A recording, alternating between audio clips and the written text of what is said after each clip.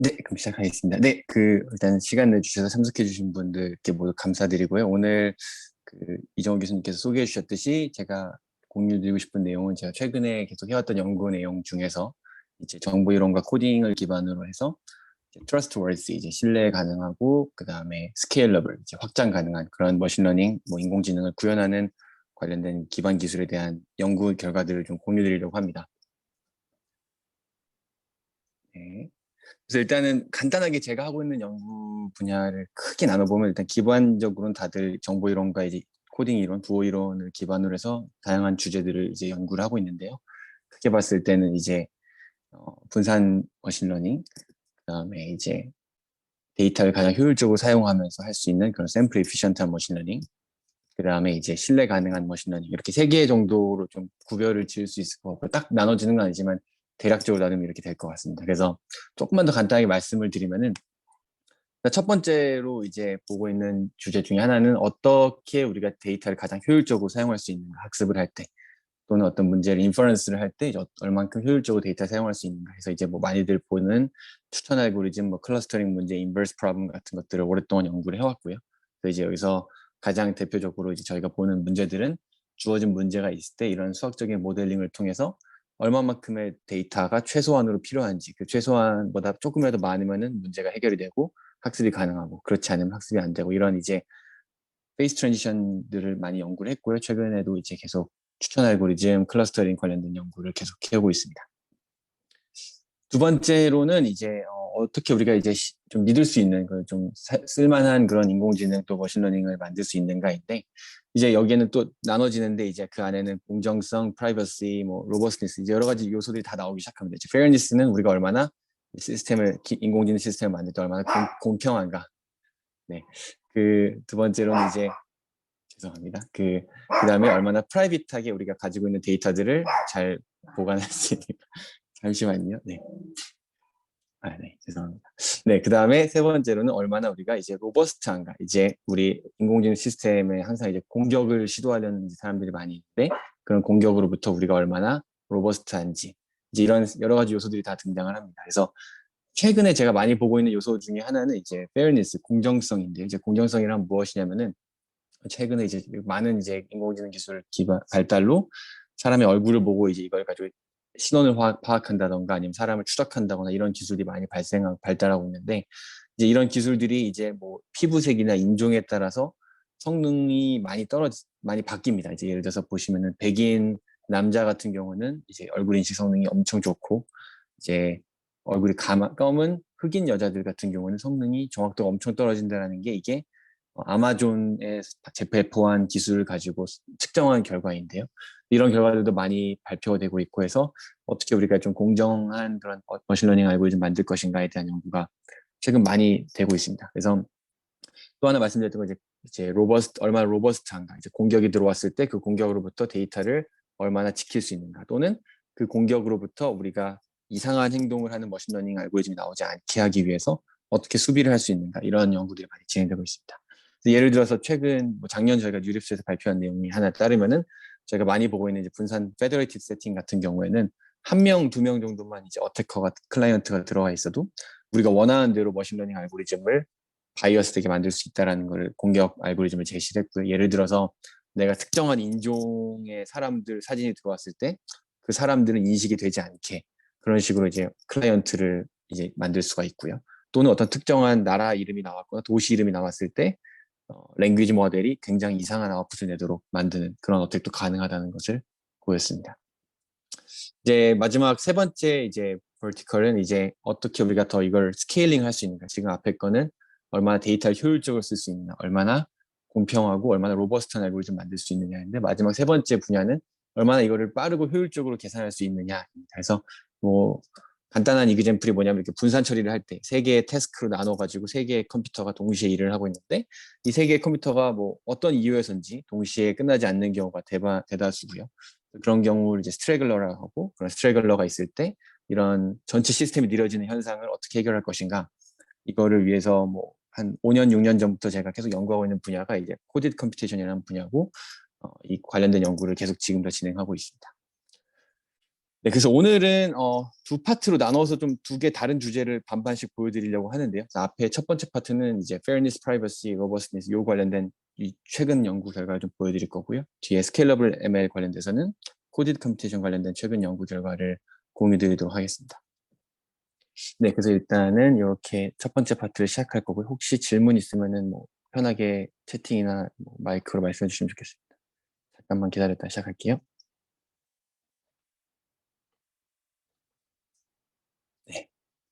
네, 그러면은 바로 진행할 예정이고, 오늘 제가 발표할 내용은 여기 위에 있는 그 ICML 20년도 논문, 그 다음에 아이클리어 21년도 논문, 이 두 개 논문을 뭐 주로 ICML 논문 위주로 발표를 할 내용인데, 뒤에 아이클리어 관련 내용 살짝 언급을 하겠습니다.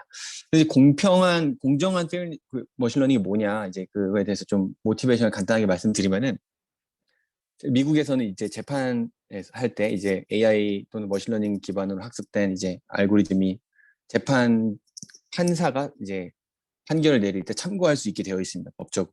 그래서 모든 주가 허용된 건 아닌데 특정한 주에서는 이제 이런 프리딕션 기반으로 된 결과를 리포트를 판사가 보고 그걸 기반으로 이제 판결을 내리는데요.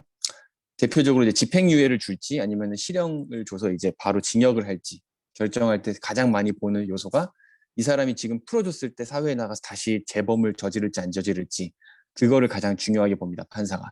근데 이제 판사가 그거를 본인이 종이를 보고 판단하는 게 아니라 이제는 프로그램에 이제 프로필만 입력하면은 이제 재범 확률을 알려주는 그런 프로그램이 있는데요. 그 프로그램이 한 10년 정도 넘게 쓰이고 있는데 미국에서 그 프로그램에 굉장히 큰 바이어스가 있다는 게 사람들이 알게 됐습니다. 예를 들어서 왼쪽에 있는 백인 남자, 오른쪽에 흑인 여자가 있는데 과거 전과를 보시면은 왼쪽 사람은 두 번의 이제 무장 강도를 했고 오른쪽 사람은 굉장히 약한 그런 경범죄를 몇 번 저질렀습니다. 그런데 이 프로그램에 넣게 되면은 이 오른쪽의 여자가 훨씬 더 재범 가능성이 높다. 80%다. 남자는 리스크가 30%밖에 되지 않는다. 라는 이제 굉장히 잘못된 결과가 나오죠. 그래서 이제 이런 걸 사람들이 발견을 해서 굉장히 많은 실험을 통해서 이제 성별만 바꾸거나 인종만 바꾸거나 하면서 얼마나 페어한지 얼마나 언페어한지 비교를 해봤더니 엄청나게 언페어하다라는 결과가 한 7, 8년, 거의 8, 9년 전에 이제 이 논문으로 나왔고요. 그래서 이제 이것만 그러냐, 뭐 많이 아시겠지만 구글의 이제 안드로이드 폰에 보면 포토 앱이 있는데 그 포토 앱에서 사람 사진을 올리면 그 사진을 자동으로 태깅을 해주는 기술이 있습니다. 근데 그 태깅 알고리즘이 잘못돼가지고 어떤 일이 발생했냐면 한 5, 6년 전이죠. 이제 어떤 흑인 여성분의 사진이 고릴라라고 계속 태깅이 되는 그런 사건이 있었습니다. 그래서 구글이 이제 그거를 바로 수정을 했죠. 혹시 그 수정 어떻게 했는지 아시는 분 계시나요? 굉장히 빠르게 문제를 해결했는데 사람들이 역시 구글이 정말 문제를 이렇게 어려운 문제를 빨리 해결했구나라고 되게 신기했었는데 실제로 어떻게 해결했는지 혹시 아시는 분 계신가요? 저는 모릅니다. 네, 이거를 사실은 구글에서 그 당시에 바로 밝히지 않았었고 나중에 사람들이 알게 됐는데 어떻게 알게 됐냐면 그냥 고릴라라는 태그를 없앴습니다. 그래서 사실은 이 문제가 풀기가 어려운데 그렇게 금방 풀어서 사람들이 되게 신기했었는데 그냥 고릴라 또는 이제 관련된 그 영장류 태그를 거의 다 없애버렸다라는 게 그 당시에 이제 비밀이었었는데 나중에 또 이것도 사람들이 밝혀냈습니다. 그래서 그만큼 풀기 어렵다는 문제라는 뜻이죠. 이게 왜 아직도 풀기 어렵냐면 최근에 또 비슷한 일이 또 발생을 했는데 구글에서 이제 AI API를 쓸 수가 있는데 API에다 사진을 넣으면은 태깅을 해줍니다. 근데 이제 보시면은 이 어떤 손에 이제 그 뭐죠 이 온도를 측정하는 그런 온도계가 있는데 이 온도계를 들고 있는데 건이라고 지금 인식을 하고 뭐 어려운 문제라서 그렇다 칠 수도 있는데 실제로 손 색깔이 흰색으로 이렇게 살색으로 칠해버리면은 이제 결과가 건이 사라지고 다른 모노큘러가 나와요. 그래서 보시면 이게 확실히 손 색깔에 따라서 이제 또 건을 들고 있을 확률이 크다라고 이제 바이어스를 가지고 있는 게 클리어하게 보이고요. 그래서 이번에도 이제 또 픽스를 구글에서 급하게 했는데 마찬가지로 건택을 또 없애버렸습니다. 하여튼 뭐 굉장히 이제 문제가 풀기 어렵다라는 거를 좀 말씀드리는 거고요. 저희가 지금 이제 사용하고 있는 줌도 사실은 이 백인의 virtual background를 하기 위해 만들어진 데이터를 가지고 학습된 거기 때문에 이제 사실은 백인이 아닌 뭐 황인종이나 흑인들에 대해서는 virtual background가 잘 동작을 안 했습니다. 지금도 완벽하진 않지만 그래서 최근에 작년에 요맘때쯤 무슨 일이 있었냐면 어떤 학생이 백인 학생이 흑인 지도교수랑 그 미팅을 하는데 자꾸 흑인 지도교수 얼굴이 잘려서 백그라운드로 인식이 되고 이렇게 목이 없는 사진으로 나오는 사건이 발생을 했습니다. 그래서 이것 때문에 줌이 굉장히 그 당시에 좀 이슈가 많이 됐었고요. 더 웃긴 거는 이 사건을 트위터에다가 알리려고 이렇게 사진 두 개를 이렇게 이어붙여서 이 사람이 자기 트위터에 올렸는데 가로로 긴 사진을 찍어서 올린 거죠. 스샷을 찍어서. 근데 올렸는데 오른쪽 부분이 자꾸 썸네일로 나오고 왼쪽 부분은 잘리는 현상이 발생했습니다. 그래서 이 사람이 그 바꿔서 이제 플리핑을 해서 이제 다시 올렸더니만 이번에 또 거꾸로 자기 사진이 나오는 그런 현상이 발생했습니다. 왜 그런가 했더니만 이 트위터에서도 어떤 일을 하냐면은 큰 사진이 들어오면 그 큰 사진을 다 트위터 작은 화면에 보여줄 수가 없으니까 일부분을 잘라서 그 부분을 썸네일로 자동으로 추출하는 알고리즘인데 그 알고리즘도 백인 데이터를 사용해서 백인 데이터가 아니면은 웬만해서는 썸네일로 뽑히지 않는다라는 또 사건이 발생했습니다. 그래서 이 두 가지 그 줌하고 트위터가 둘 다 동시에 이제 바이어스가 있다는 사실을 트위터 하나로 이제 증명했던 그런 재밌는 사건인데 그래서 그 뒤에 사람들이 트위터를 이제 블랙박스 테스팅을 많이 했는데 이렇게 보시면 오바마랑 이제 미치 맥코넬을 두 명을 넣었을 때 위아래로 길게 된 사진을 찍어서 올리면은 항상 이제 미치가 뽑히는 그런 이제 현상을 사람들이 관찰했습니다. 최근에 또 랭귀지 모델 관심 많으신데 랭귀지 모델 더 심각한 문제가 있습니다. 보시면은 뭐 오픈 AI GPT-3 뭐 이런 거 많이 들어보셨을 텐데 보시면 인풋에다가 내가 딱 정해진 말을 써주면 그 뒤를 채워주는 게 이제 GPT-3 같은 모델이 하는 일이고요. 여기 인풋에다가 My dad was A라고 쓰면은 우리 아빠는 과거에 뭐였다라는 거를 뒤에 채워주는데요. 보시면은 제가 이건 실제로 제가 직접 얼마 전에 해본 건데 뒤에 나오는 프롬프트를 채운 걸 보시면은 우리 아버지는 열심히 일하는 사람이었다. 뭐 뒤에는 우리 아버지는 트럭 드라이버였다. 우리 아버지는 뭐 군대에서 이제 어떤 제 계급이 정확히 뭔지 모르겠는데 서지언트였다. 뭐 이렇게 나오고요. 반대로 우리 엄마는이라고 쓰면은 엄마는 훌륭한 요리사였다. 엄마는 간호사였고 이제 이런 식으로 이제 결과가 나옵니다. 그래서 보시면은 충분히 이제 이게 성별에 대한 그런 고정관념이 굉장히 그 깊게 박혀 있는 걸 볼 수가 있고 이거 관련돼서 많은 연구 결과들이 나오고 있고 이런 것들을 해결하기 위한 노력도 지금 진행 중인 상황입니다. 근데 이 정도가 이제 모티베이션이었고 왜 이런 일이 왜 일어났냐 우리가 뭐 제일 근본적인 이유는 데이터의 바이어스가 많이 껴 있고요. 샘플링 바이어스도 많이 있고 샘플링 바이어스를 하면 우리가 보고 싶은 데이터만 많이 모으는 그런 샘플링 바이어스고 레이블링 바이어스는 뭐 클래시피케이션 같은 문제 같은 경우는 우리가 레이블을 달 때부터 잘못된 레이블을 다는 경우가 많기 때문에 이런 데이터 바이어스가 있고 또 하나는 이제 인덕티브 바이어스라 해서 우리가 선택한 알고리즘 자체가 특정한 데이터를 가정을 하고 만든 알고리즘이기 때문에 그런 알고리즘 우리가 만든 가정에 맞는 그런 데이터에만 좀 더 편향적으로 동작한다라는 이제 여러 가지 이유가 섞여 있습니다. 그래서 이런 문제를 해결하기 위해 사람들이 그룹 페어니스라고 해서 이제 얼마나 이제 알고리즘 페어한지를 정의하는 매트릭을 정의할 수 있는 그런 매트릭을 만들었는데요. 여러 가지 정의가 있는데 그 중에 대표적인 거 두 개만 좀 말씀을 드리면은 일단 노테이션이 X가 이제 인풋 피처고요, Y가 레이블, Z가 그룹 애트리뷰트입니다. Z가라는 건 예를 들어서 Z가 0이면은 뭐 흑인, Z가 1이면 백인, 뭐 이런 식으로 이제 인종을 나타내는 그런 게 될 수도 있고 또는 성별이 될 수도 있고요. Y hasn't predicted label이라 해서 우리가 클래시피케이션 가정을 했을 때 Y가 0 또는 1이면 Y 햇도 0 또는 1 이렇게 나오는 상황입니다. 그 디모그래픽 페리티라고 하면은 이거는 이제 어떤 거냐면 우리가 클래시파이어를 만들 때 이 디모그래픽 페리티를 달성을 해야 된다라고 하는 말은 무슨 말이냐면은 Z가 0인 그룹일 때 또는 Z가 1인 그룹일 때 컨디션을 걸고 프리딕션이 1이 나올 확률이 같아야 된다라는 게 이제 디모그래픽 페리티의 정의고요. 이퀄 오퍼튜니티는 조금 좀 더 디테일하게 들어가서 그라운드 트루스 Y를 알고 있다 가정했을 때 그 트루 포지티브 레이스를 양쪽을 맞춰주겠다라는 정의입니다.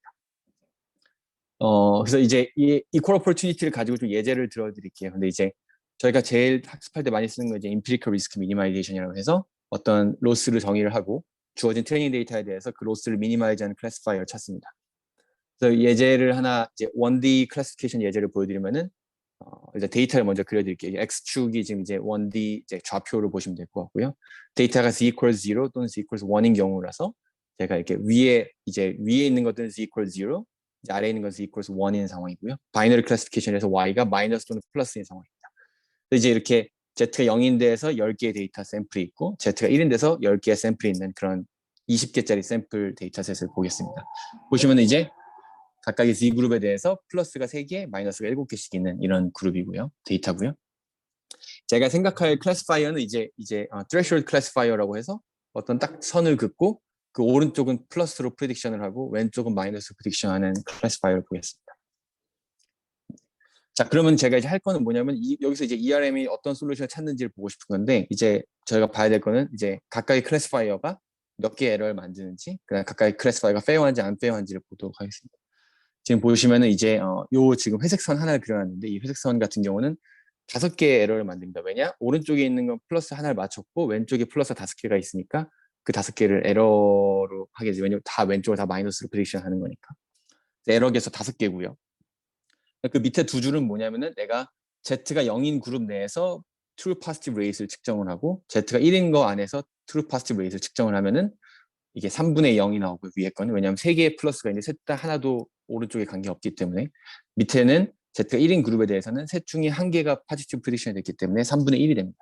이런 방식으로 모든 이제 threshold 클래시파이어에 대해서 이걸 반복을 하면 이렇게 테이블을 채울 수가 있습니다. 이제 테이블을 채워서 이 중에서 가장 미니멈 하는 에러를 찾는 걸 찾으면 그게 저희가 ERM이 하는 일이고요. 보시면 이 두 개의 클래시파이어가 에러가 4개가 있으니까 이 둘 중에 하나를 뭐 랜덤하게 리턴하면 그게 ERM이 하는 일이 됩니다. 혹시 여기까지 질문 있으신가요? 네. 그러면 이제 우리가 원하는 건 좀 페어한 클래시파이어를 만들고 싶기 때문에 우리가 페어하다는 거는 equal opportunity라는 가정을 해볼게요. 그러면은 equal opportunity라는 건 이 밑에 있는 두 줄의 숫자가 같아야지 이제 페어하다는 거고 그 정의에 따르면 그 정의를 맞추는 것들 중에서 가장 에러가 적은 걸 찾는 게 좋겠죠. 그래서 지금 보시면 이제 이 베이지색인가요? 노란색으로 색칠한 요 클래시파이어가 요 두 개의 숫자가 같으면서 에러가 6개밖에 안 나오고 제일 작기 때문에 사실 저희가 원하는 건 이런 클래시파이어를 찾아야 된다는 거죠. 약간의 이제 애큐러시 측면에서 손해를 보더라도 두 개의 그룹에 대해서 성능을 같게 만들어주는 게 필요하다라는 거고요.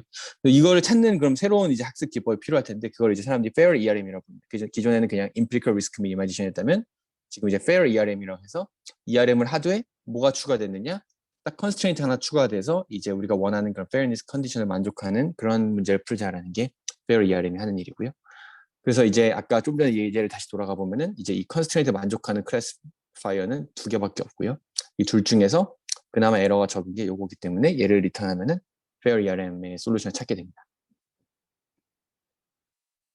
근데 이제 fair ERM을 찾는 이 알고리즘을 만들기 위해 사람들이 계속 오랫동안 노력을 해오고 있는데 이게 그냥 풀기가 어렵고요. 여러 가지 이제 그 이제 릴렉세이션이나 또는 어프록시메이션을 통해서 푸는 접근법들이 나오고 있습니다. 그래서 구체적으로 이제 하나의 예를 좀 보여드리면 제일 파퓰러한 알고리즘이 이제 2015년에 나온 이제 사파라는 그 어서가 만든 알고리즘인데 굉장히 간단합니다. 아이디어는 뭐냐면은 요 컨스트레인트를 해결하기 위해서 이거를 라그랑지안으로 이제 올려가지고 이제 하는데 이거가 이제 디스크리트하니까 이거를 컨티뉴어스하게 릴렉세이션 하기 위해서 이거를 코베리언스로 근사를 하고 코베리언스에 이제 앱솔루트 밸류를 추가를 해가지고 학습을 합니다. 그래서 이게 굉장히 약간 굉장히 러프한 근사인데 왜 러프한 근사이냐면은 보시면은 저희가 원하는 게 이제 디모그래픽 페리티라고 해볼게요. 디모그래픽 페리티는 z가 1일 때 또는 z가 0일 때 상관없이 y 해시 1일 확률이 같아야 된다는 건데 이게 바이너리 클래시피케이션 같은 경우에는 이거 같다라는 게 코베리언스를 코베리언스가 0라는 거를 임플라이를 하긴 합니다. 근데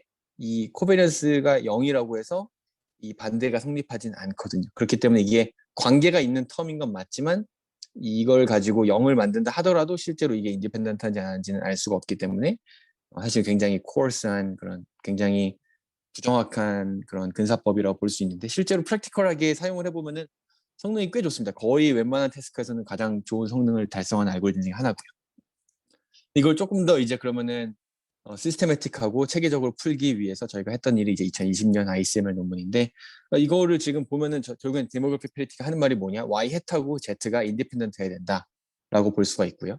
그 말은 우리가 뮤추얼 인포메이션을 0으로 만들어야 된다라는 거랑 같은 조건이기 때문에 코베리언스를 쓰지 말고 뮤추얼 인포메이션을 써가지고 문제를 풀어보자라는 게 저희가 이제 2020년 논문에서 했던 이제 아이디어입니다. 이제 보시면은 아까랑 다르게 뮤추얼 인포메이션이 0인 경우는 이제 요 두 개의 확률이 같은 또는 인디펜던트한 거랑 이제 동치이기 때문에 아까 앞에 코베리언스를 가지고 했던 것보다 좀 더 왜냐 약간의 근사가 남아 있는 게 왜냐면 이걸 줄인다고 해서 이제 얼마나 이게 인디펜던트한 정도가 똑같이 줄어드는 건 아니기 때문에 여전히 근사적인 측면 남아 있는데 그래도 정확히 0이 됐을 때는 그래도 같은 이큐벌런트한 상황이 되기 때문에 이런 어프로치가 좀 더 나을 거라고 생각을 했고요. 근데 이제 문제는 이제 뮤추얼 인포메이션을 추가를 해가지고 이렇게 풀게 되면 문제가 어떻게 바뀌는지 보면은 저 앞에는 그냥 로스고요. 클래시피케이션 로스고 뒤에는 이제 뮤추얼 인포메이션 레귤러레이션 텀이 들어가는데 이거를 이제 전개를 해보면은 뭐 다들 이제 정보 이론 수업 들으신 분은 잘 아시겠지만 뮤추얼 인포메이션 이렇게 써놓을 수가 있고 이제 컨디션 엔트로피와 그냥 엔트로피의 차로 쓸 수가 있고요. 이제 여기서 보시면 HZ 이거는 이제 저희가 컨트롤할 수 있는 게 아닙니다. 왜냐하면 데이터에서 주어져 있는 거기 때문에 이건 상수가 되고 이거는 그냥 무시하시면은 이 컨디셔널 엔트로피만 나오게 됩니다. 컨디셔널 엔트로피 자세히 보시면 y hat이 있는데 이 y hat은 우리가 클래시파이어의 아웃풋에 해당하는 랜덤 베리어블이기 때문에 이거는 저희가 컨트롤하는 베리어블이고요. 이 문제를 풀면 된다라는 게 이제 아까 뮤추얼 인포메이션 레귤레이션 나오는 이야기고요. 근데 문제는 그럼 이제 컨디셔널 엔트로피를 어떻게 에스티메이션 하느냐? 이거에 관해서 뭐 아주 간단한 아이디어 하나 필요한데 그렇게 복잡하진 않습니다. 보시면은 어떻게 하면 되냐면 새로운 클래시피케이션 문제를 하나를 정의를 하고요. 이거는 이제 쉽게 말하면 억실리어리 클래시피케이션이라 해가지고 우리가 풀고 싶은 메인 클래시피케이션은 X로부터 Y를 예측하는 건데 저희가 새롭게 디파인하는 클래시피케이션은 뭐냐? Z와 Y 햇 사이의 컨디셔널 엔트로피를 찾기 위해서 Y 햇을 인풋으로 보고 Z를 프리딕션하는 그런 클래시피케이션 문제를 새롭게 정의합니다. 그리고 그 문제를 그냥 푸는 게 아니고 아무렇게나 푸는 게 아니고 크로스 엔트로피를 가지고 이제 학습을 해가지고 학습을 다 하고 파이널 로스를 측정을 하면 그게 컨디션 엔트로피랑 가깝다라는 게 쉽게 보일 수가 있고요. 왜 그러냐면은 좀 더 구체적으로 말씀드리면은 원래 저희가 하고 싶었던 클래시피케이션은 X로부터 Y 햇을 찾는 건데 새로운 클래시피케이션 문제를 추가를 해서 Y 햇이 인풋이고 Z 디스트리뷰션을 찾는 여기서 보시면은 마지막 단에 소프트맥스 같은 걸 달게 되면은 Y 햇이 주어졌을 때 Z의 컨디셔널 디스트리뷰션을 찾아내는 그런 네트워크를 학습을 한다라고 하면은 그리고 이 학습을 할 때 크로스 엔트로피를 가지고 미니마이제이션 문제를 푼다라고 하면은 저희가 푸는 문제가 이 좌변에 있는 문제처럼 되고요. 이 좌변에 있는 식을 좀 들여다보시면은 쉽게 증명하실 수 있는 게 얘의 미니멈은 어디서 어치브가 되느냐? 이 Q, Z given Y 이 변수가 저희가 풀고자 하는 변수가 이거고요. 이게 실제 디스트리뷰션 P, Z, Y 햇이랑 같아질 때 이제 이 이퀄리티가 성립을 합니다. 그래서 이걸 대입을 하시면은 이게 나오고요. 이거 꼴을 다시 자세히 보시면 이게 컨디션 엔트로피 정의랑 같다라는 거를 아실 수가 있습니다. 잠깐만 여기서 쉬었다가 질문 혹시 있으면 받고 갈게요. 약간 쉬는 김에 그냥 좀 약간 일반적인 질문을 좀 드리면요. 네. 아까 페어 ERM 이제 배경 설명하시면서 말씀하셨는데 어쨌든 accuracy를 희생하면서 페어니스를 약 보장하겠다라는 게 기본적인 철학이잖아요. 근데 네, 맞습니다. 이제 사용자 입장하고 비즈니스 입장에서 좀 입장이 다를 것 같아요. 그러니까 비즈니스 쪽, 뭐 예를 들면 구글이나 페이스 쪽에서는 액큐리시를 더 높이고 싶어 할 테고, 뭐 그러니까 겉으로는 어떨지 몰라도 속마음은. 그 다음에 네. 사용자 입장에서는 페어니스를 높이고 싶은. 그래서 이게 어떻게 보면 펀더멘탈 트레이드 오프인데 어느 쪽에 더 웨이트를 줘야 되는지 그거를 좀 가변적으로 할 수 있는 그런 뭐 연구 방향도 좀 있을까요?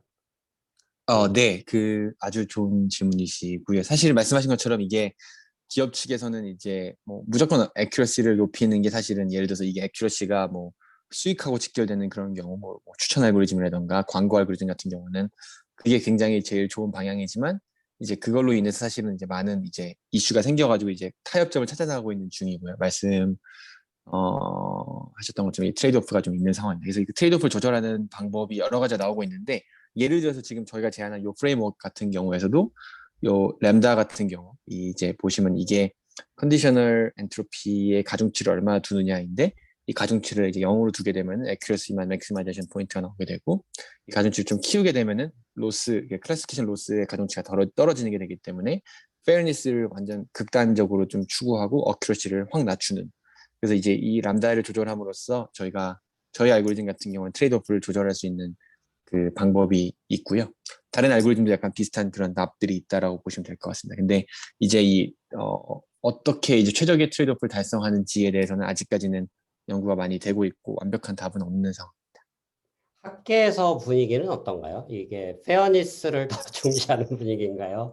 액큐러시를 그래도 좀 보장을 해야 된다라는 분위기가 있나요? 어떤 방향으로 흘러가고 있습니까, 요즘은? 네. 그래서 예를 들어서 뭐 이제 논문 같은 거에서는 이제 항상 이제 요 모든 트레이드 커브를 다 보여주는 게 이제 일단은 저희가 뭐 이제 비즈니스 입장에서 어떤 점에서 오퍼레이팅을 할지는 뭐 저희가 결정할 수는 없지만 일단은 이런 알고리즘을 쓰면은 그냥 액큐러시만 높은 그런 클래시파이어를 찾는 게 아니라 이제 다양한 이제 스펙트럼 내에서 이제 고를 수 있는 선택권을 주자라는 게 일단은 조금 선택을 보류하고 저희가 이제 하는 대부분의 경우고요.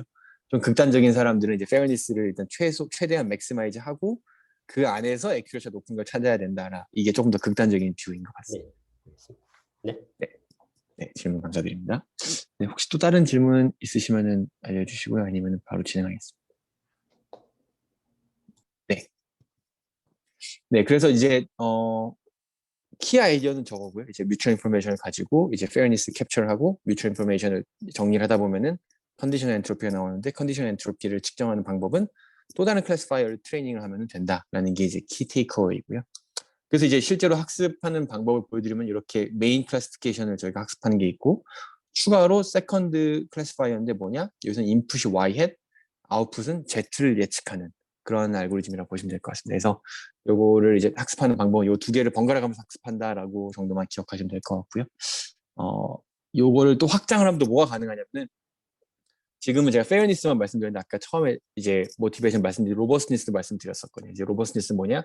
내가 가지고 있는 데이터에 또 이제 커럽션된 데이터가 있을 수가 있기 때문에 그런 커럽션된 데이터를 그대로 사용하게 되면 클래시피케이션이 이상하게 동작하게 될 것이라서 이것들을 골라내가지고 학습하는 그런 기법이 필요합니다. 그래서 지금 좀 전에 말씀드렸던 아이디어를 그대로 확장할 수 있는 게 클린한 데이터와 커럽션된 데이터를 걸러낼 수 있는 그런 알고리즘으로 확장을 할 수가 있습니다. 그래서 이제 그 두 개를 합쳐서 이렇게 클래시파이어 세 개를 동시에 학습하는 기법이 저희가 제안하는 알고리즘인데 이 뒷부분은 조금 시간이 오래 걸려서 일단 스킵을 하고요. 그래서 이걸 합쳐서 Fair and Robust Training이라 해서 FR Training이라는 알고리즘을 제시했었습니다.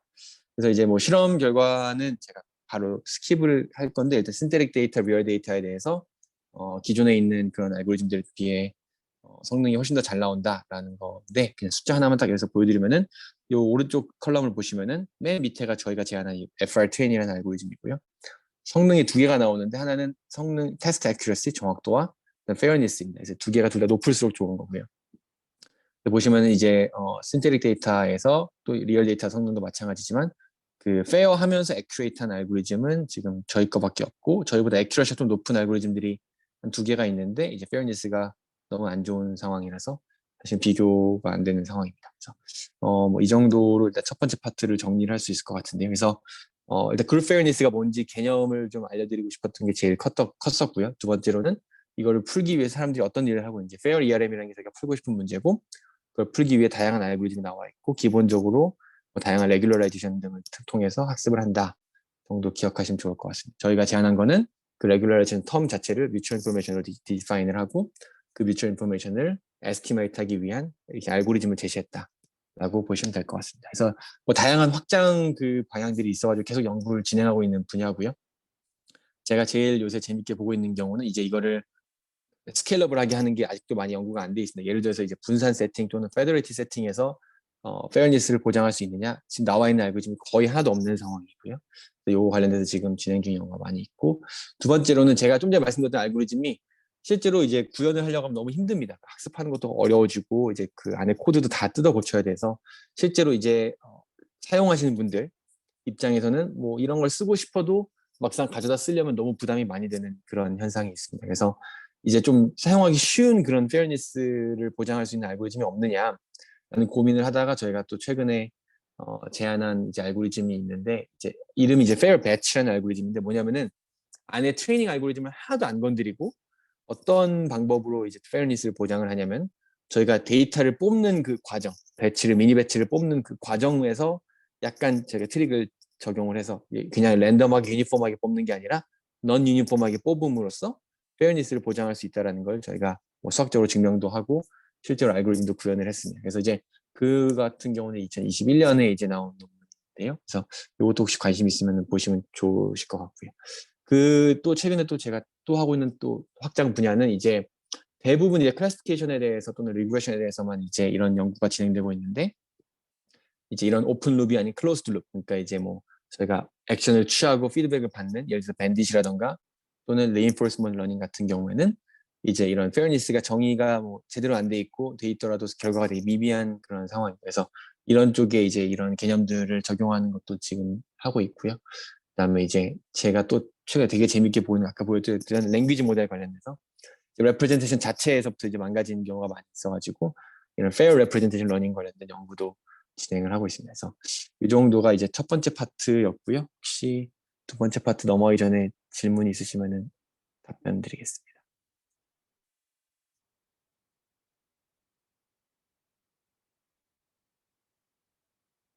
네. 네, 그럼 바로 진행하겠습니다. 네, 두 번째 파트는 그래서 이제 코디드 컴퓨테이션에 관련된 내용인데 제가 계속 과거에 했었던 일들을 간단하게 설명을 드리고 가장 최근에 이제 ICM에 이제 아직 발표하지 않았지만 발표할 내용인 논문 내용을 좀 보여드리겠습니다. 그래서 이제 분산 머신러닝이라 하면 저희가 뭐 20년 전에는 다 CPU 하나만 썼다가 한 10년 전부터는 이제 싱글 GPU, 이제 지금은 이제 GPU가 막 1000개씩 사용돼가지고 분산 처리하고 이러는 게 이제 뭐큰 회사들에서는 이제 빈번하게 일어나고 있는 일들이고요. 하지만 이제 아까 처음에 말씀드렸던 것처럼 이 분산 세팅으로 가면 갈수록 뭐 많은 문제가 발생을 하는데 그 중에 하나의 문제가 이제 일을 나눠가지고 동시에 똑같은 일을 주더라도 일이 이제 다양한 속도가 차이가 발생한다라는 거를 말씀드렸었는데 예를 들어서 저희가 정말 좀 구체적인 예를 드리자면 어떤 커다란 곱하기 연산을 할 때도 A라는 매트릭스가 너무 크게 되면 이걸 잘라가지고 여러 개의 워커에 나눠서 A1 곱하기 B, A2 곱하기 B, A3 곱하기 B 이렇게 나눠가지고 각각을 계산해서 이걸 다 이어붙이는 식으로 이제 연산을 할 수 있는데요. 이 경우에 예를 들어서 이제 뭐 첫 번째 워커, 두 번째, 세 번째 이제 일을 균등하게 나눴다 하더라도 실제로 이게 돌아오는 시간을 재보면은 뭐 어떤 경우는 뭐 비슷하지만 어떤 경우는 한두 개가 확 느려지는 그런 일들이 발생합니다. 지금 예제에서도 보여드렸던 것처럼 Y1하고 Y3은 굉장히 빨리 도착했지만 Y2가 남들보다 훨씬 더 늦게 오는 경우고요.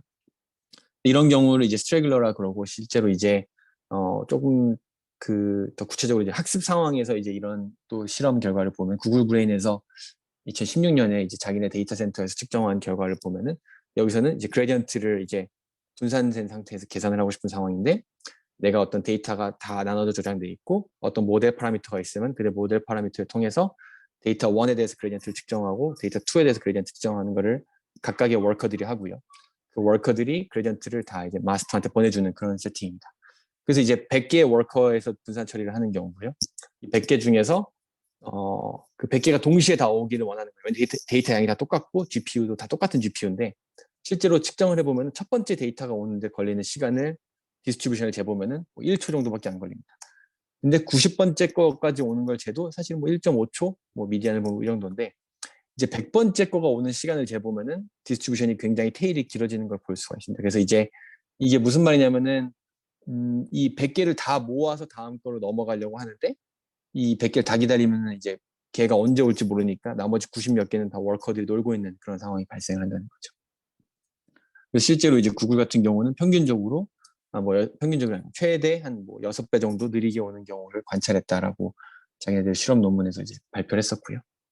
왜 이런 일이 발생하느냐 뭐 여러 가지 요소들이 있지만 뭐 아까 말씀드렸던 것처럼 데이터 로컬리티라 그래서 실제로 이제 데이터 센터 상에서는 다 버추얼라이제이션이 돼 있어가지고 실제로 이제 하드디스크랑 그다음에 이제 그 컴퓨팅 그 CPU, GPU가 붙어 있는 경우보다는 다 이제 따로따로 멀어져 있는 경우가 있습니다. 그래서 운이 좋으면 데이터가 로컬리티가 높고 운이 없으면 데이터를 멀리서 패치해 와야 되는 상황이 있어서 그 로컬리티는 사실 컨트롤이 굉장히 어렵거든요. 그래서 로컬리티 컨트롤이 안 돼가지고 속도 차이가 발생하는 경우 또는 shared resource라 그래서 아까 말씀드렸던 것처럼 이제 virtualization에 의해서 사실은 CPU, GPU도 다 잘라 쓰고 네트워크 리소스를 잘라 쓰기 때문에 어디선가 바틀렉이 발생하는 게 저희가 이제 사용하는 이제 유저 입장에서는 알 수가 없습니다. 네트워크 레이턴시는 마찬가지로 이제 네트워크 토폴로지에 따라서 펀더멘털하게 레이턴시가 달라지는 경우가 많이 있고요.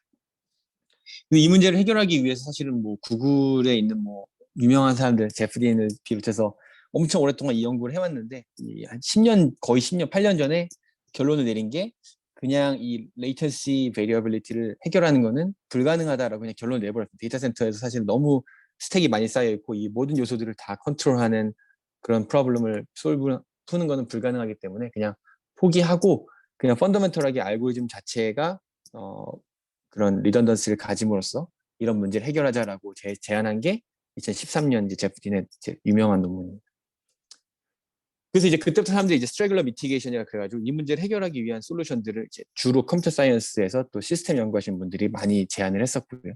대표적으로 제안된 알고리즘이 첫 번째가 디텍트 앤 리런치라는 알고리즘입니다. 무슨 말이냐면은 일을 100개를 동시에 시키고 계속 보는 거죠. 얘네가 얼마나 빨리 일을 하고 있는가, 얘네가 중간중간 결과를 제대로 로그를 찍고 있는가, 그런 그 디텍트하는 그런 프로그램을 짜가지고 디텍트를 했는데 약간 좀 느려 보이는 조짐이 있다. 그러면 얘를 워커를 바로 캔슬 시켜버리고 새로운 워커를 추가해가지고 리런치를 시키는 그런 알고리즘이 디텍트 앤 리런치라는 알고리즘이고 이게 사실은 굉장히 대표적인 알고리즘으로 쓰였습니다.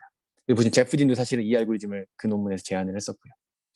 조금 더 약간 좀 돈이 많으면 쓸 수 있는 그리고 이제 자원이 많으면 쓸 수 있는 알고리즘이 바로 레플리케이션인데요. 뭐냐면은 뭐가 느릴지 모르니까 그냥 나는 무조건 뭐 똑같은 일을 두 명한테 시키겠다라는 게 이제 레플리케이션입니다. 이제 일을 100개가 있는데 워커를 100개 쓰는 게 아니고 데이터를 복사를 해가지고 각각의 데이터를 워커가 2개씩 가지게 이렇게 하고요.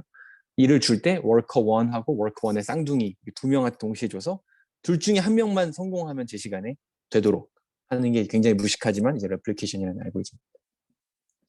어, 이렇게 두 개의 알고리즘들이 사실은 이제 계속 제한이 돼서 저도 사실은 이 분야를 먼저 처음에 연구를 했었는데 하다 보니까 이제 조금 궁금한 게 생기더라고요. 이게 약간 어디서 많이 본 것 같은 패턴이죠.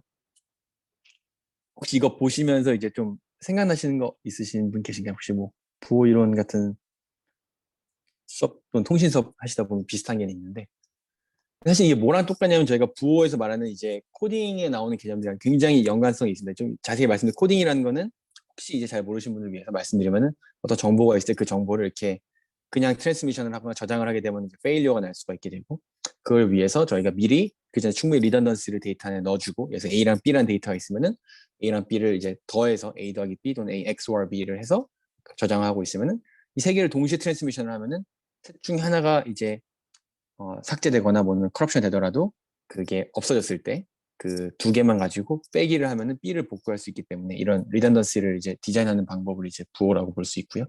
저희가 쓴 통신, 뭐 저장, 압축, 뭐 여러 군데 다 쓰고 있습니다.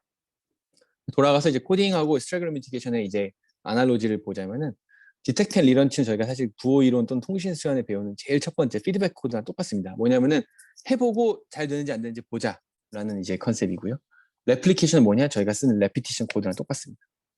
저희가 뭐 통신 수업 뭐 보시면은 어떻게 뭐 책마다 다르겠지만 제일 파퓰러한 그런 수업 방향 중에 하나가 처음에는 이 피드백 코드랑 레피티션 코드 같은 것들을 분석을 해오고 이 분석해 보면 얘네가 이제 컨스턴트 레이트를 달성할 수 없다라는 거를 이제 증명을 할 수가 있게 되죠.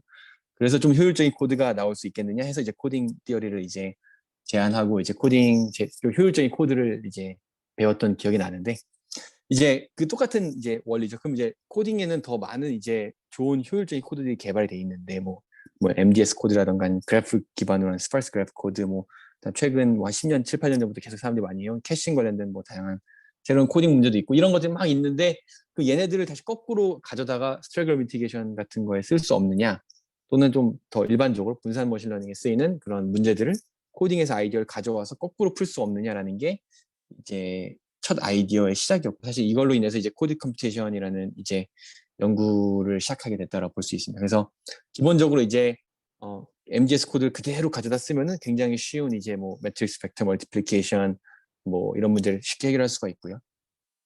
그래프 코드를 가져다가 이제 풀 수 있는 문제가 매트릭스 멀티플리케이션도 있고 그다음에 이제 뭐 그레디언트 코딩 같은 문제도 풀 수가 있고요.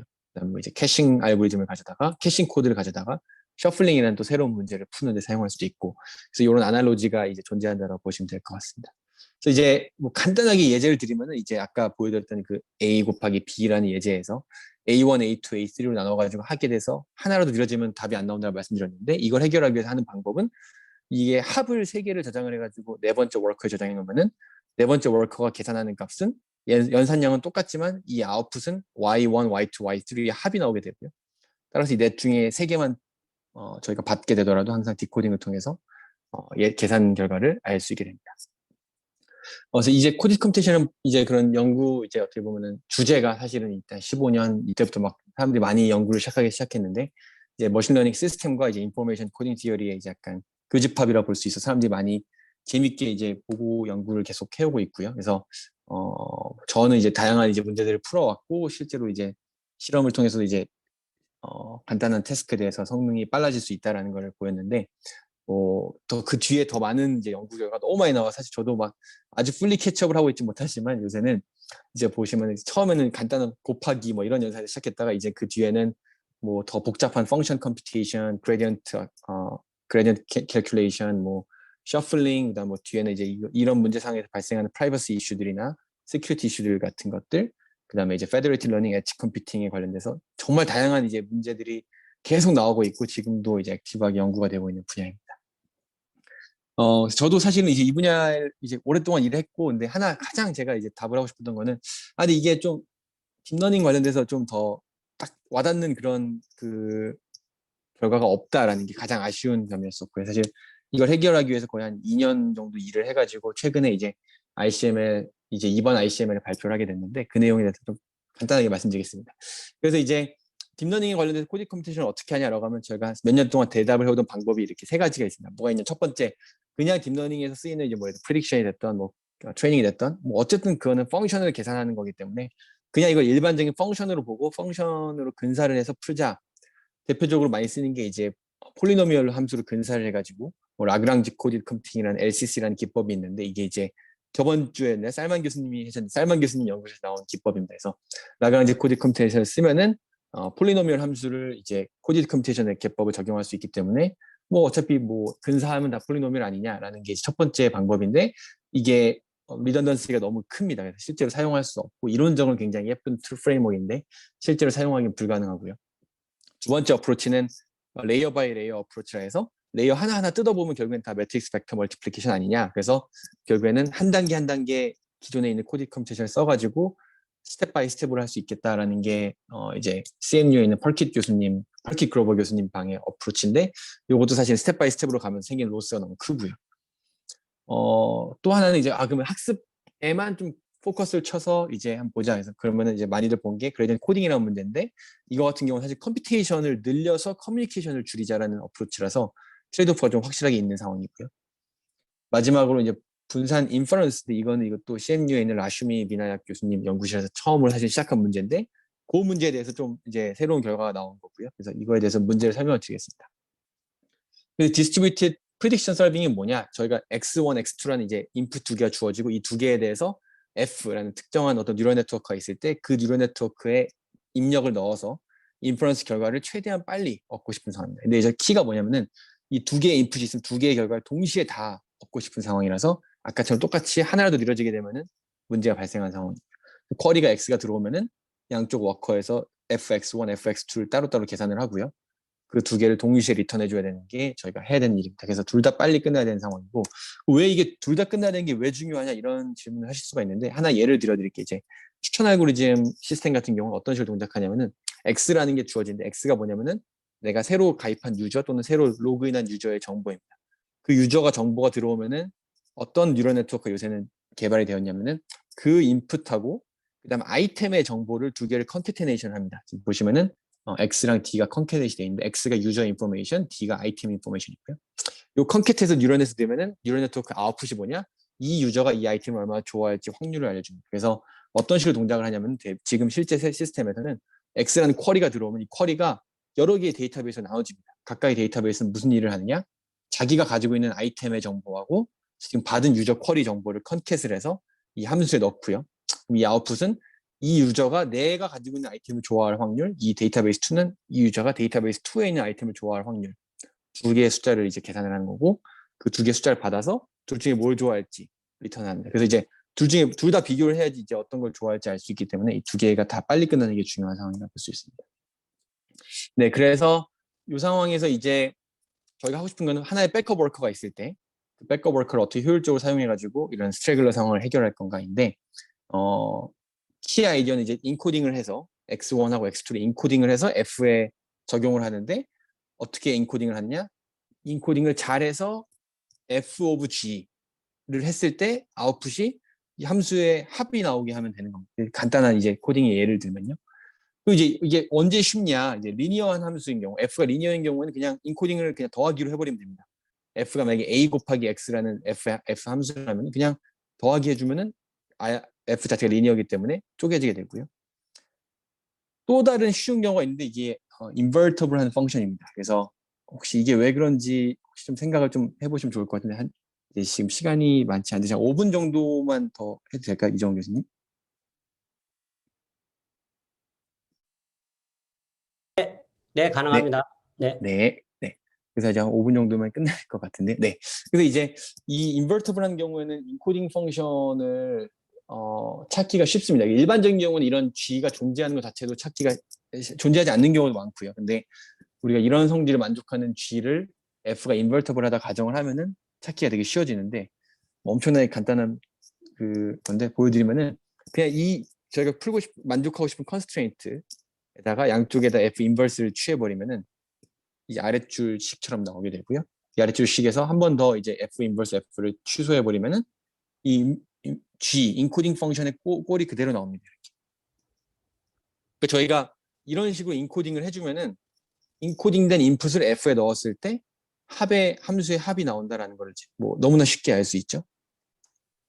그럼 이제 두 가지 질문이 있는데 하나는 그 인버터블한 펑션이 도대체 무슨 펑션이냐, 우리가 쓰고 있는 뭐 뉴럴 네트워크가 과연 인버터블하냐, 이런 인버터블한 펑션이 쓸모 있긴 하냐라는 질문을 하실 수가 있는데 이 최근에 인버터블 뉴럴넷에 대해서 혹시 뭐 잘 아시는 분도 계시겠지만 굉장히 이제 많은 연구가 진행되고 있습니다. 이제 노멀라이징 플로우라는 것 때문에 사실 처음 이제 도입된 개념인데 이 개념을 통해서 이제 사람들이 많은 연구를 지금 진행하고 있고요. 실제로 지금 보여드리는 그림은 인버터블한 뉴럴 네트워크를 통해 만든 겐이라고 보시면 될 것 같아요. 쉽게 말씀드리면 이걸 통해서 이제 뭐 제너레이션뿐만 아니라 클래시피케이션도 잘 된다라는 걸 최근에 사람들이 계속 보이고 있고요. 뭐 다양한 또 이제 계산적인 효율성 등도 있어가지고 발전이 계속 이루어지고 있는 분야입니다. 인버터블 뉴럴 네트워크라는 게 기존에 쓰고 있는 뉴럴 네트워크보다는 좀 작은 클래스긴 하지만 굉장히 그 많은 일들을 할 수 있는 그런 뉴럴 네트워크라고 보시면 될 것 같습니다. 근데 인버터블 뉴럴 네트워크가 있다고 가정했을 때 실제로 이제 이걸 저희가 인코딩하면 어떻게 생겼는지 보여드릴게요. 그래서 예를 들어서 x1이 이렇게 생긴 숫자들이고 x2가 이렇게 생긴 숫자들일 때 이 두 개를 가지고 인코딩을 한다.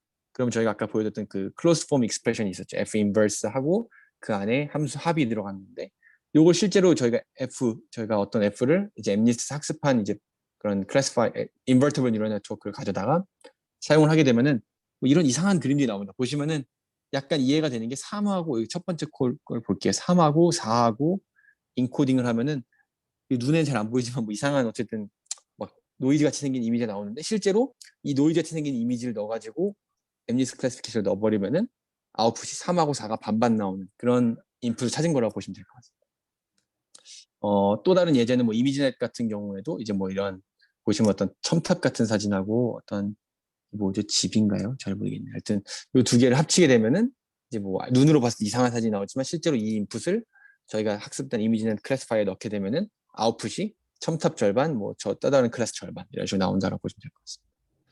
네, 그래서 인버터블한 펑션이 있으면 저희가 클로스 폼을 가지고 정확히 인코딩을 하는 법을 알 수가 있는데 문제는 이게 실제로는 저희가 치팅을 하고 있는 거죠. 왜 치팅을 하고 있냐면 여기 보시면은 이걸 실제 연산을 해야 되는 게 워커트리가 해야 되는 연산이 뭐냐. 일단 인코딩을 먼저 해야 되는데 인코딩을 하려면 fx1, fx2를 알아야 된다는 거죠.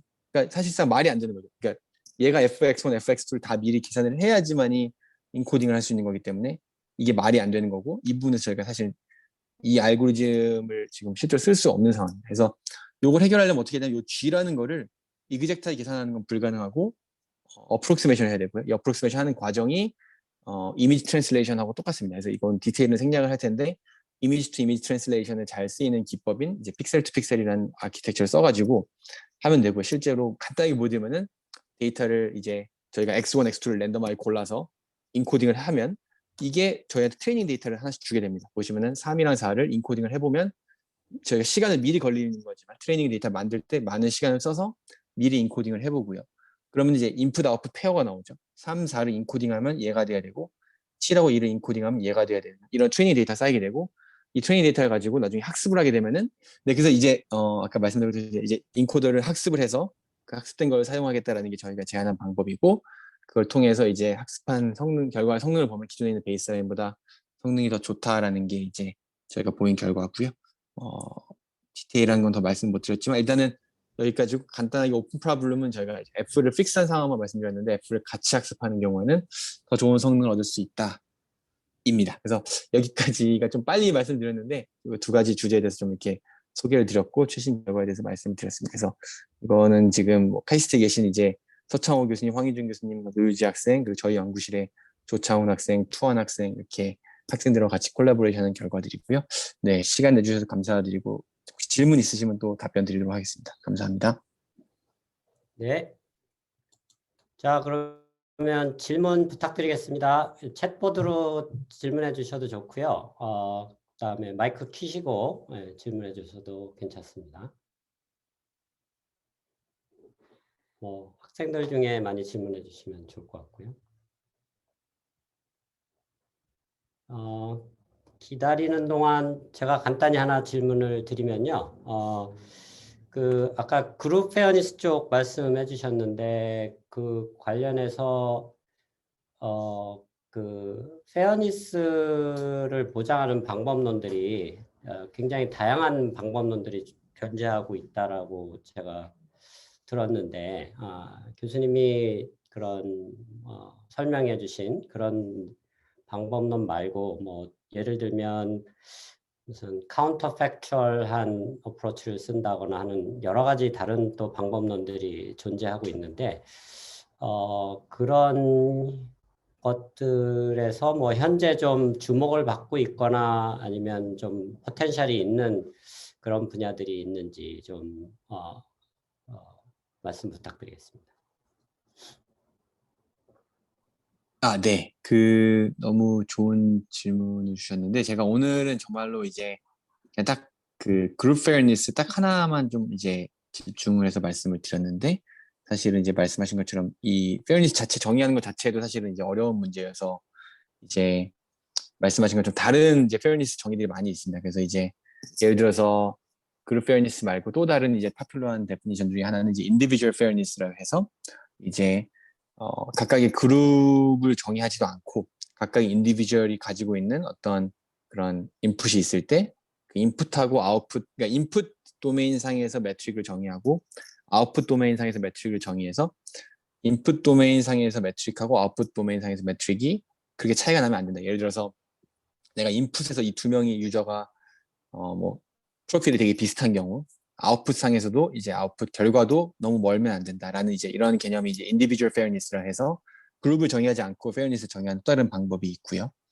그래서 individual fairness랑 group fairness 중에서 뭐가 더 좋냐? 뭐 이건 사실은 문제마다 사실은 더 적합한 fairness 정의가 다르다고 보시면 될 것 같습니다. 그래서 이제 대표적으로 이제 커절리티를 도입하지 않고 얘기할 수 있는 fairness는 group fairness와 individual fairness 두 개라고 보시면 될 것 같고, 그 안에서 사실은 아직도 제일 많이 보고 있는 거는 group fairness이고, group fairness 안에서 지금 보여드린 이 equal opportunity나 demographic parity 말고 엄청나게 많은 정의들이 뭐 수십 개가 있습니다. 정말 말 그대로 20개 넘게 있다고 보시면 될 것 같은데, 그래서 그 안에서 뭐 캘리브레이션 기반으로 정의하는 것도 있고, 지금처럼 이제 뭐 TPR, 뭐 PR 뭐 이런 걸 가지고 정의하는 것들도 있고 엄청 많습니다. 그래서 이거가 이제 그룹 페어니스와 인디비주얼 페어니스라고 보시면 될 것 같고요.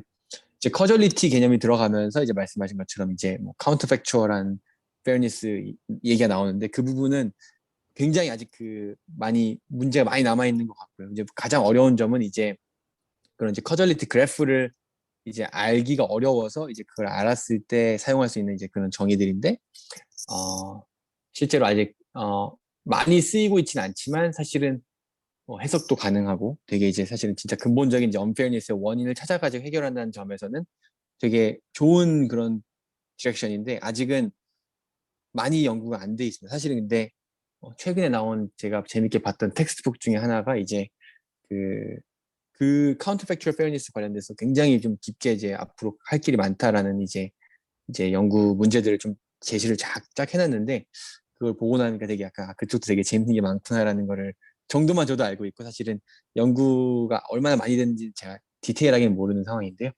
근데 이제 그냥 양쪽으로 봤을 때는 훨씬 더 이제 그룹 페어니스나 인디비주얼 페어니스가 좀 더 아직 머저리티다라고 보시면 될 것 같습니다. 네. 네, 좋은 다른 질문 감사드립니다. 감사합니다. 네, 다른 질문 뭐 한두 개 정도 받을 시간이 있을 것 같은데 질문 있으신가요?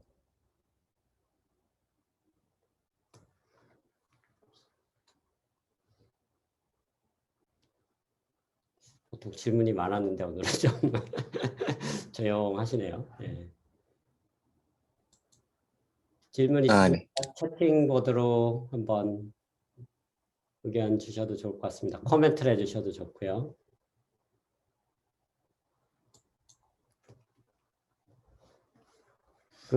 뭐 하나만 제가 더 그러면 페어니스 얘기 나온 김에 좀 질문을 드리면은 이것도 약간 철학적인 이슈인데요. 아까 잠깐 언급하셨지만 페어니스 문제가 발생하는 게 그런 뭐 모델의 바이어스 때문에 그럴 수도 있지만 사실은 그 데이터들이 인간의 실생활에서 나오는 데이터들인데 인간들이 어떻게 보면 생활 자체를 언페어하게 생활을 하고 있기 때문에 그런 그 라벨들 자체가 언페어하게 생산되는 부분이 있습니다. 그래서 그런 언페어한 그라운드 트루스들을 어떻게 찾아서 속아낼지 그런 부분들 그게 과연 가능한 건지 그런 부분들은 어떻게 생각하시는지 좀 궁금합니다.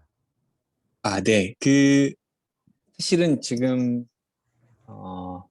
교수님께서 뭐 철학적이라고 말씀하신 이유가 제가 생각하기에는 이제 이게 원래 이런 건지 아니면 이게 사람이 뭔가 레이블링을 바이어스 되게 컬렉션을 한 건지 아니면 기존의 히스토리에 의해서 바이어스가 있어서 레이블이 잘못된 건지 아니면 원래 정답이 이런 건지 저희가 지금 알 수가 없는 상황이고 이걸 구별하는 게 과연 펀더멘털리 가능한가 이제 이런 생각이 드셔서 아마 네네. 철학적이라고 말씀하신 것 같은데 이제 이게 어떤 거랑 사실은 이제 연관이 깊게 되냐면요. 이제 그, 그 로버스트 스태티스틱스 그다음에 이제 그러니까 또는 로버스트 머신러닝 이런 분야랑 사실 굉장히 연관 밀접도가 큽니다. 무슨 말이냐면은 이제 예를 들어서 저희가 기존에 뭐 통계 같은 걸 할 때도 이제 아웃라이어 디텍션을 한다 뭐 이런 이제 기법들이 많이 있는데 저희가 똑같이 거기서 철학적인 질문을 던질 수가 있고 이게 아웃라이어인지 원래 데이터 이런 건지 사실은 그 정답은 저희가 모르는 거죠. 왜냐하면 사실은 이게 정답일 수도 있어, 이게 실제 데이터였을 수 있는 상황이니까요. 그래서 그쪽 분야에서 철학을 가져다 쓰면은 이제 비슷하게 해결할 수가 있는데 그쪽 분야의 철학은 결국에는 어떤 그 그라운드 트루스 데이터에 대한 또는 그라운드 트루스 데이터의 디스트리뷰션에 대해서 어떤 가정을 가져갑니다. 이게 이렇게 막 데이터 디스트리뷰션이 막 엄청 삐뚤삐뚤할 수는 없다라는 가정을 가지고 또는 어떤 특정한 성질을 가지는 디스트리뷰션이어야만 한다라는 가정을 가져가게 되고요. 그 가정 하에서 이런 데이터가 나오는 거는 너무 확률적으로 낮은 확률이기 때문에 얘네들은 아웃라이어다라고 디텍션을 하게 됩니다. 마찬가지로 이제 페어니스 관련돼서 사실 비슷한 그 철학을 가져다가 쓸 수가 있는데요. 이제 어떤 이제 그런 엑시오메틱한 어프로치를 가지고 가서 이제 우리가 정말로 페어하다라면 이런 일은 일어날 수 없다라는 가정을 가져가게 되고 그런 가정 하에서 데이터를 쳐다보면은 말씀하신 것처럼 얘가 정말로 진짜 데이터 이런 건지 또는 사람들 바이어스에 의해서 가져온 데이터인지 이거를 구별할 수가 있게 됩니다. 그래서 이제 이런 어프로치들이 이제 그런 로버스트 ML 또는 로버스트 스태티스틱스에서 이제 그런 엑시오메틱한 그런 철학들을 가져와서 사람들이 많이 풀기 시작했고요. 사실 최근에 나온 논문 중에 되게 좋은 논문이 딱 지금 말씀하신 것처럼 레이블에 바이어스가 껴있는데 그 바이어스만 없애는 방법. 그래서 레이블이 잘못된 레이블을 0에서 1로 바꿔주고 1에서 0으로 바꿔주는 그 문제만 따로 푼 문제가 논문이 있는데 그 논문에서도 보면은 지금 제가 방금 말씀드렸던 것처럼 그라운드 트루스는 굉장히 이 성별을 가리지 않고 또는 인종을 가리지 않고 페어하게 데이터를 만들고 있는데 우리 인간이 지금까지 언페어하게 레이블을 해왔다라고 가정을 하면은 어떤 문제를 푸냐면은 지금 우리가 보고 있는 데이터는 언페어하게 레이블링이 되어 있는데 이 디스트리뷰션에서 가장 가까우면서 페어한 디스트리뷰션을 찾아서 그 디스트리뷰션에 맞게 데이터를 다시 바꿔주는 뭐 이런 일을 한다라고 보시면 될 것 같습니다. 그래서 어느 정도 가정이 좀 들어가지 않고서는 이제 말씀하신 것처럼 정답을 알 수가 없는 상황이기 때문에 결국에는 데이터의 디스트리뷰션의 가정을 좀 가지고 들어간다라고 보시면 될 것 같습니다. 네, 감사합니다. 이게 약간 성선설, 성악설하고도 관련이 있는 것 같은데 지금 네, 말씀하시는 맞습니다. 걸 들으면 네. 네. 지금 챗보드에 딱 질문이 하나 있는 것 같은데 한번 뭐 챗보드 보이십니까? 네네네, 네, 보고 어, 있습니다. 네. 네, 지금 질문하신 거는 이제 그룹 애트리뷰트이 너무 많으면은 특정 애트리뷰트에 대해서는 페어하지 않, 네. 지금 말씀해주신 질문이 이제 제가 좀 되게 급하게 얘기하면서 막 디테일하게 말씀 못 드렸는데 제가 오늘 보여드린 거는 그룹 애트리뷰트이 정말로 딱 하나, 0 또는 1인 그리고 그 하나도 바이너리인 상황만 보여드렸는데 지금 이 질문해주신 분의 질문에 따르면은 실제로는 두 가지가 더 어려워진대. 하나는 그 그룹 애트리뷰트라는 게 사실 이렇게 딱 하나가 있지 않은 경우도 많습니다. 말씀드린 것처럼 뭐 인종, 성별, 뭐 엄청나게 많은 그런 센시티브한 애트리뷰트들이 있고 그 센시티브 애트리뷰션은 우리가 클래시피케이션이 얘네들에 대해서는 성능을 차이를 내거나 또는 얘네를 가지고 차별을 하면 안 된다라는 게 센시티브 애트리뷰트인데 그런 센시티브한 그룹 애트리뷰트이 한 개가 아니고 많은 경우가 있고요. 두 번째로는 많은 걸 떠나서 이 각각의 애트리뷰트이 바이너리가 아니라 뭐 여러 개의 값을 가질 수도 있고 또는 컨티뉴스한 값을 가질 수도 있고 문제가 사실 지금 보여드린 것보다 훨씬 더 어려워집니다. 지금 제가 보여드린 거는 제일 쉬운 케이스만 보여드린 건데요. 이제 애트리뷰트 개수가 늘어날수록 애트리뷰트이 가질 수 있는 값이 다양해질수록 문제가 많이 어려워지고요. 이 각각의 디렉션에 대해서 어프로치들이 계속 좀 확장이 돼가고 있는 상황이고요. 저희가 지금 보여드렸던 제 알고리즘 같은 경우에는 사실은 애트리뷰트이 많이 있을 경우에는 잘 솔루션이 좋지가 않습니다. 이게 비효율적인 솔루션이 나오게, 그러니까 솔루션이 없진 않은데 굉장히 비효율적인 솔루션이 나오게 되고요. 그래서 그런 문제들을 또 타겟으로 해서 더 이피션트하게 그런 문제를 푸는 그런 논문들도 막 조금씩 나오고 있는 상황입니다. 근데 기본적으로는 너무 문제가 아직은 초기 단계라서 대부분 한 개의 그룹 애트리뷰트에 바이너리한 경우를 보는 경우가 대부분인데 그런 좀 어려운 방금 말씀해 주신 게 되게 어려운 문제들이어서 최근에 이제 막 연구를 시작하고 있는 사람들이 이제 있는 분야입니다. 그래서 되게 좋은 질문이시고요. 사실은 지금 제가 말씀드렸던 건 대부분 그룹 애트리뷰트이 한 개, 그냥 바이너리인 경우 이 정도가 사실은 지금 연구에서는 이 정도에 거의 다 그쳐 있다라고 보시면 될 것 같습니다. 근데 조금 더 나가서 다양한 어려운 문제를 보시는 분들도 조금씩 나오고 있는 상황입니다. 네, 감사합니다. 네. 자, 그러면 혹시 다른 질문 없으신가요? 네, 그러면 다른 질문이 없으신 것 같으니까 오늘 좋은 강연 정말 감사드리고요. 일부러 또 시간 내주셔서 너무 좋은 토크 큰 도움이 됐습니다. 네. 아닙니다. 초대해 주셔서 감사드립니다. 시간 내주셔서 감사드립니다. 네, 감사드리고 또 뭐 조만간 다른 기회로 네. 하겠습니다. 자, 그러면 우리 연사님 뭐 온라인이긴 하지만 감사의 박수로 우리 이 토크를 마치도록 하겠습니다. 네, 감사합니다. 네, 감사합니다. 네, 수고하셨습니다. 네, 감사합니다. 네.